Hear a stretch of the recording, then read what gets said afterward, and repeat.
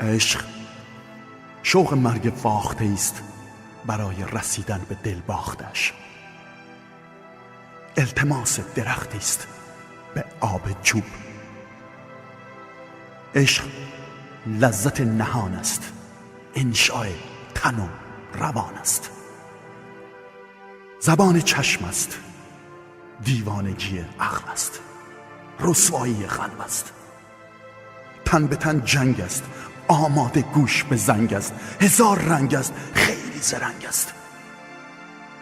عشق جرأت و دیوانگی است، جنگ سرد است و دگر هیچ. الهی که شفا پیدا کنی تو، واسه درد و دوا پیدا کنی تو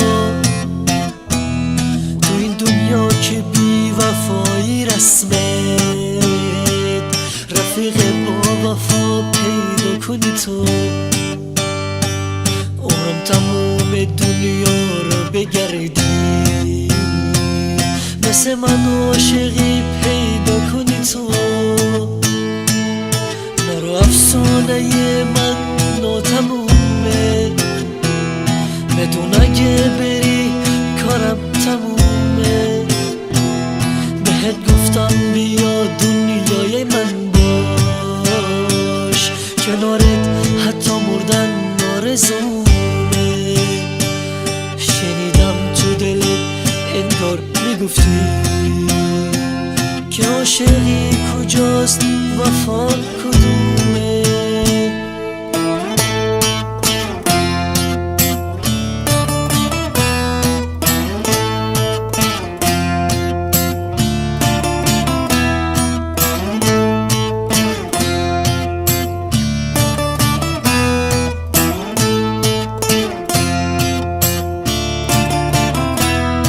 میخوام به سردی شبها بخندم، میخوام به کوچه فردا بخندم.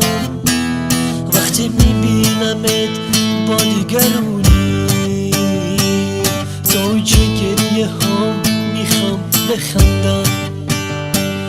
میخوام داد بزنم تنهای تنها، میخوام وقتی میگم تنها بخندم. منم تو شهر غم زندونی تو، غم و غصه دل ارزونی تو. اگر دوست دارم بگی قریبه،